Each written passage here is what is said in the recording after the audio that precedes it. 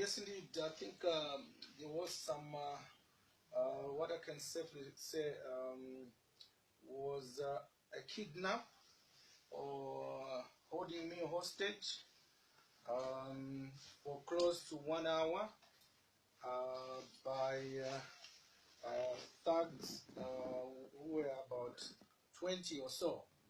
What transpired is that on Friday, I received a complaint. Some marketeers, some women, came to my office complaining that they had been moved from where they were selling their merchandise, in particular charcoal. These women said they have been selling charcoal outside the market as this spot of land for many years, and that's where they feed their families and their children. And they said somebody had come and started constructing and chased them out of that spot.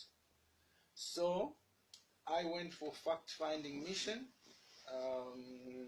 in that area called Matero. Incidentally, that's the same area that I was born and raised, and that's the area that I was a member of parliament for 5 years. So it's home to me. So when the women cry, I jump because those are friends to my mother.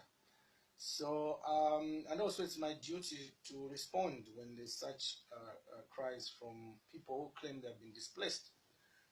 So when I sent word, all interested party, that I'll be coming to that construction site to inspect, just to investigate. So when I got there, I found indeed somebody was constructing something, and next to it there was another construction going on.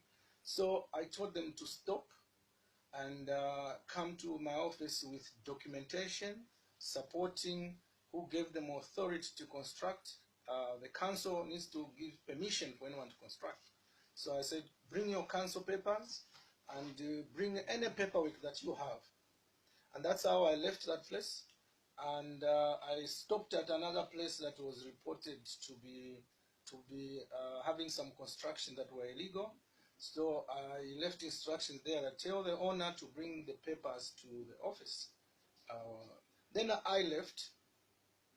On my way back, I used the back route. Little did I know that I was being trailed by these youths who were in a bus. And then when I noticed that I was being trailed, I turned at an office building, and they charged. They came out and charged at me and saying, "We'll kill you. We voted for you. What you are doing now, we campaigned for you hard. What you are doing now is unacceptable." They couldn't explain to me, and so I sneaked inside the office of the owner of that building, in his private office, and locked myself there. He locked me in there, but they were hovering in that office, in the corridors, still screaming. And they picked up stones and waiting for me to come out, and even threatening to smash the official vehicle or smash me when I come out with rocks. So while inside there, that's when I called the Minister of Home Affairs, who is in charge of the police, and told him I was under siege. And it was about an hour later or 40 minutes later that the police came with guns to rescue me out from them. And they were very cheeky.